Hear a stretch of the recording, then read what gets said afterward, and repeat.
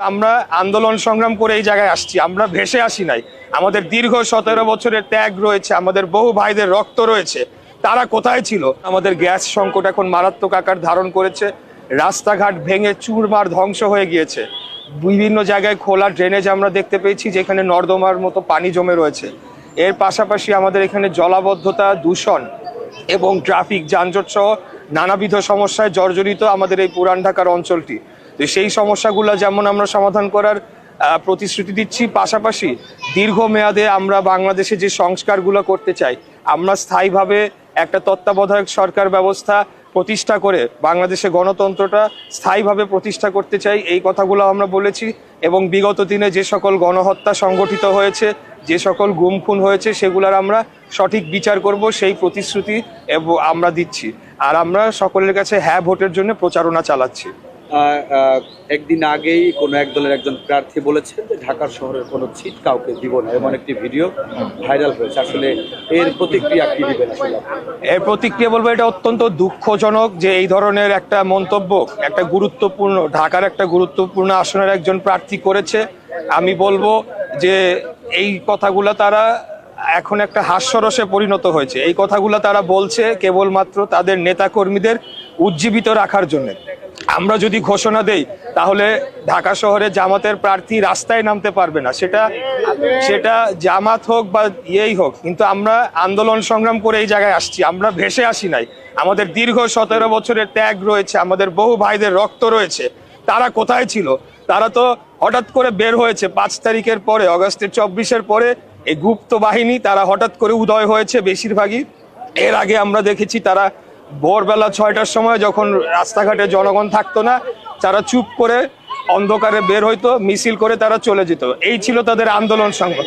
আমরা রাজপথে বুক ফুলিয়ে রক্ত দিয়েছি, আমরা গুলির মুখে দাঁড়িয়ে আমাদেরকে হত্যা করা হচ্ছে 17 বছর যাবৎ, গুম খুনের শিকার হয়েছি। আমরা কোনো সময় পিছু হটে যাই নাই।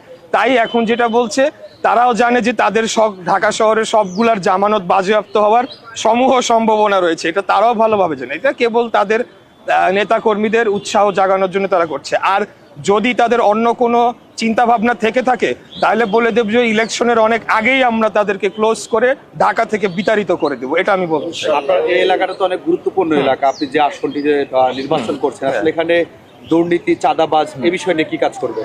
আমরা আরেকটা প্রতিশ্রুতিও দিচ্ছি যে যে সকল এখানে ব্যক্তিবর্গ তারা অবৈধভাবে বিভিন্ন জায়গায় স্থাপনা নির্মাণ করছে, ফুটপাতে অবৈধভাবে স্থাপনা নির্মাণ করছে, রাস্তায় স্থাপনা নির্মাণ করছে এবং সেখান থেকে চাঁদা তুলছে, এদের ব্যাপারে আমরা জিরো টলারেন্স নীতি গ্রহণ করেছি। কোনো অবৈধ স্থাপনা এবং অবৈধ কর্মকাণ্ড আমাদের দল সেটাকে অনুমোদন করে না। আমরাও তার বিরুদ্ধে একটা জোরালো অবস্থান নিয়েছি এবং আমরা জিরো টলারেন্স নীতি এই ব্যাপারে আমরা অবলম্বন করবো ইনশাআল্লাহ। একটা প্রশ্ন, সেটা হচ্ছে গিয়ে আপনি জানেন যে পোস্টাল ব্যালট নিয়ে একটা হযবরল অবস্থা এর মধ্যে তৈরি হয়েছে ইসি কেন্দ্রিক। তো এই মুহূর্তে বিএনপির পক্ষ থেকে অভিযোগ করা হচ্ছে যে ইসি উদ্দেশ্যপ্রণোদিতভাবে বা ইচ্ছাকৃতভাবে এমন একটা ঘটনা ঘটাচ্ছে। মধ্যপ্রাচ্যের বিভিন্ন দেশে আমরা দেখেছি যে কি ধরনের ঘটনা ঘটেছে। তো এখন বিএনপির প্রার্থী হিসেবে আপনি এই ব্যাপারটা কিভাবে দেখেন, ইসির কার্যক্রম সেটা কিভাবে দেখেন এবং আপনি জয়ের ব্যাপারে কতটুকু আশা হচ্ছে? প্রথম বিষয় হচ্ছে যে আমি সরাসরি এখন এটা যেহেতু আমাদের দল থেকে যে স্টেটমেন্ট দেওয়া হচ্ছে আমি সেইখানেই থাকছি এবং এই ব্যাপারে যেহেতু আমাদের কেন্দ্রীয়ভাবে এই বিষয়টি কমিশনের সাথে যোগাযোগ করে একটা জায়গায় যাওয়ার চেষ্টা করা হচ্ছে, সেখানেই থাক। তবে আমি বলবো যে পোস্টাল ব্যালটের বিষয়টা আরও সতর্কভাবে এখানে এটাকে হ্যান্ডলিং করতে হবে। একটা ঠিকানায় 200-250 পোস্টাল ব্যালট যাওয়াটা একটা অশনি সংকেত। তাই আমি বলবো যে আমাদের সকলের সজাগ থাকতে হবে। যদি এখানে কারো কোনো গাফিলতি থেকে থাকে সেটা এখনও সময় রয়েছে, সেটাকে ঠিক করা সম্ভব রয়েছে। এর পাশাপাশি আপনারা জানেন পোস্টাল ব্যালটের কিন্তু আলাদা একটা কেন্দ্র রয়েছে, সেখানে আলাদাভাবে গণনা হবে। তো সেখানে যদি কোনো অনিয়ম হয় তাহলে পোস্টাল ব্যালটকে তো আমরা আমলে নিতে পারবো না চূড়ান্ত ফলাফলের জন্য। এটা আমি বলতে চাই, যদি কোনো ধরনের অনিয়ম পাওয়া যায়, আরও বেশি পাওয়া যায়। আমি জয়ের ব্যাপারে অত্যন্ত আশাবাদী যে ঢাকা 6 এবং পুরান ঢাকার এই অঞ্চলের জনগণ তারা ধানের শীষের পক্ষে ভোট দিয়ে এই আসনটা বিপুল ভোটে জয়লাভ করিয়ে দলকে উপহার দেওয়ার জন্য আমাকে সহযোগিতা করবে, আমাকে ভোট দিবে বলে আমি অত্যন্ত আশাবাদী। আর কর্মসংস্থান এবং নারীদের ক্ষমতায়নে আপনার ভাবনা কি? কর্মসংস্থান এবং নারীদের উন্নয়নে আমাদের 31 দফার মধ্যে কিন্তু সেটা বলা হয়েছে।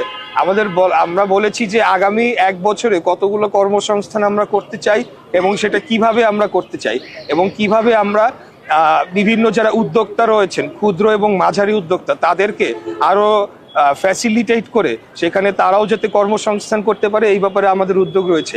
নারীদের ক্ষমতায়নের ব্যাপারেও আমাদের ব্যাপক সেখানে পরিকল্পনা রয়েছে, তার মধ্যে ফ্যামিলি কার্ড, নারীদের অর্থনৈতিকভাবে স্বাবলম্বী করে তোলা, নারীদের জন্য বিশেষ ব্যবস্থাপনা, সেটা গণপরিবহন থেকে শুরু করে বিভিন্ন জায়গায় যাতে তারা স্বস্তিতে চলাফেরা করতে পারে। আপনি আমাদের 31 দফাটা ভালো করে পড়লেই পাবেন।